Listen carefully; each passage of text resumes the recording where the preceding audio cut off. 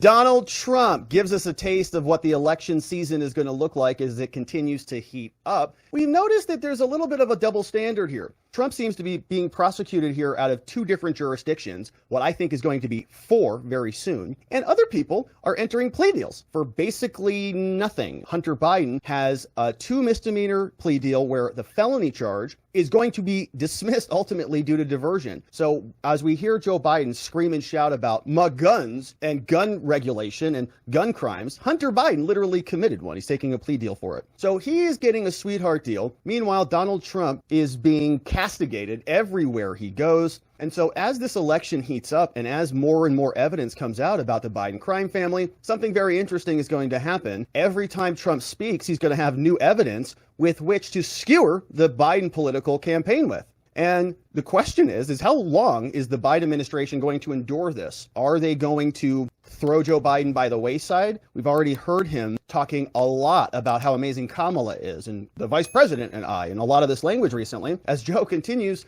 to lose his capacity. Or is Newsom waiting in the wings? We don't know. But NBC and other media entities are now showing that even large parts of the Democratic Party have questions about Joe. Here is Trump reading Hunter's text message that Hunter said he sent with his dad, Joe Biden, sitting in the room. Joe Biden is the most corrupt president in the history of our country by far. That's true. Just 2 days ago, a very respected IRS whistleblower used to be very much you remember when the Democrats used to love whistleblowers? They don't like the whistleblowers now.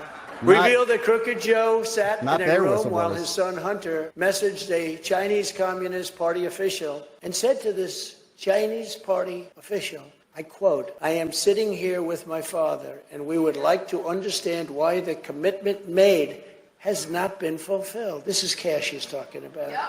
Tell the director, and it doesn't get reported in the newspapers. Money.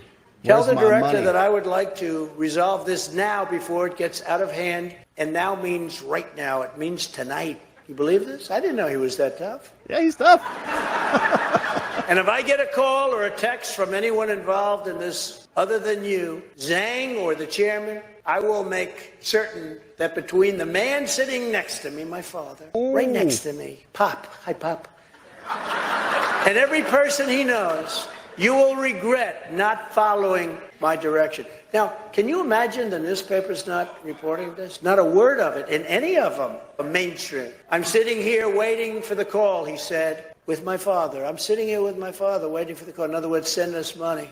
Within 10 days, the Bidens got $5.1 million from China for absolutely no reason. They got $5.1 million. Digging out those receipts. In fact, they've taken tens of millions of dollars from China. And that's probably why maybe he's not complaining about the fact that they're building military bases in Cuba. Maybe that's the reason, I guess. Mike, what do you think? Hi, Pop, says Trump. That is Hunter Biden saying, hey, China, we need some serious payments or else there's going to be consequences for you. Do you know who my daddy is? And Trump's actually amused that Hunter Biden is so tough. I mean, that is a pretty big text messages he sent. A lot of bravado for him.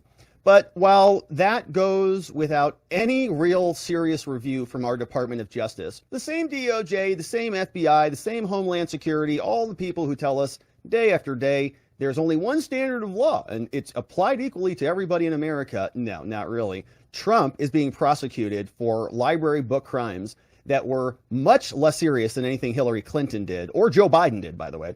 And he is being skewered while Hunter Biden is able to, I guess, go to state dinners and hang out with Joe Biden on Air Force One. So the special counsel, which is special in that it is working directly for the DOJ and doing their bidding, there is an exclusive on this one from CNN. They tell us the following, that the special counsel is now trading immunity deals for fake elector testimony as the January 6th probe heats up. We've long speculated that there will be a second indictment coming out of D.C., and they are just waiting for the right time to drop it. And I actually thought it would be coming soon. Bill Barr said he thought it would be coming this summer. We are now into summer.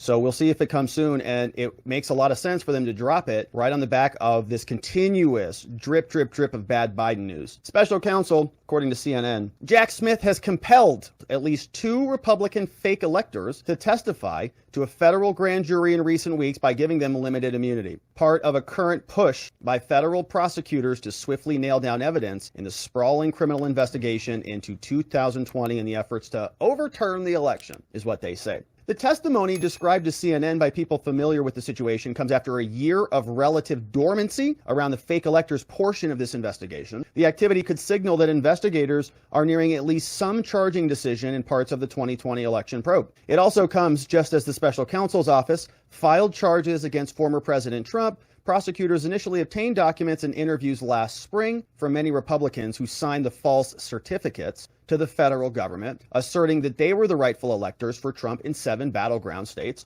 won by Joe Biden.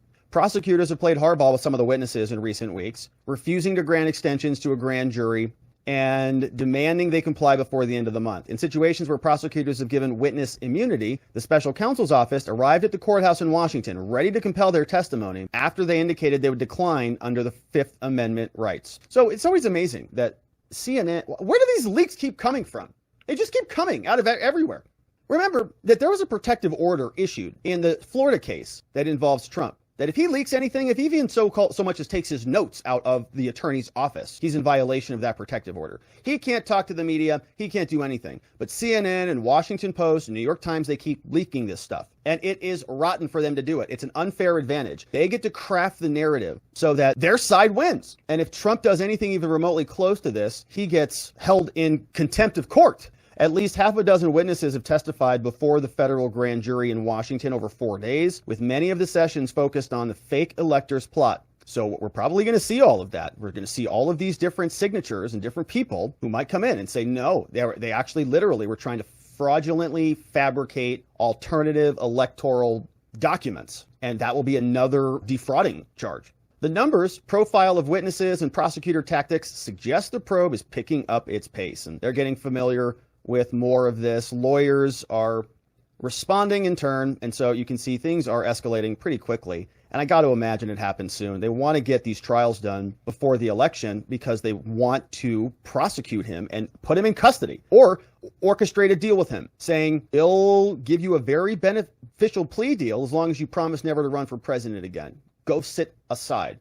And if you've got 4 open criminal indictments going against you, the odds are not good. That is a lot of pressure to bear for anybody. That's why we've often said that Trump, his biggest defense is winning the presidency. And here he says that an indictment is just another notch on the belt. It's a sign of victory. Every time the radical left Democrats, Marxists, communists, and fascists indict me, I consider it a great badge of courage. I'm being indicted for you, and I believe the you is more than 200 million people that love our country. They're out there, and they love our country. We are out there. This is a continuation of the greatest witch hunt of all time, which has been fully exposed in the Durham report, the IG report by Inspector General Horowitz did a great job on that report, and by great writers, journalists, and pundits all over the world. And its primary purpose is exactly that, election interference. They want to interfere with the upcoming election. They want to do it. If they can give a plea deal to Trump whereby he resigns or withdraws from the race, or if they can actually convict him and prevent him from leaving custody, even if they just limit his capability to travel or something. I know it sounds crazy, my friends. It sounds crazy coming out of my mouth. The prosecution against Donald Trump is going to continue. I think that they want him sidelined. I was saying it sounds crazy for him to be arrested and not let out of custody, to have the entire election season be with Trump being prosecuted from pretrial detention, or being limited with an ankle monitor, or not being allowed to leave Florida, or being confined on home detention. I know it sounds nuts, but we also thought that it was nuts to indict a former president, a current presidential candidate. We thought it was crazy, and now we're here. We're right in the middle of it. So if this is the Rubicon, if this is the threshold that they're willing to cross, why wouldn't they also not cross the line of holding him in custody? After all, they think this was the greatest threat in America since the Civil War. They forgot about Pearl Harbor. They forgot about 9/11. And they said that Trump and January 6th was the greatest threat since that era. So how could they let him out of custody if that is what they really believe?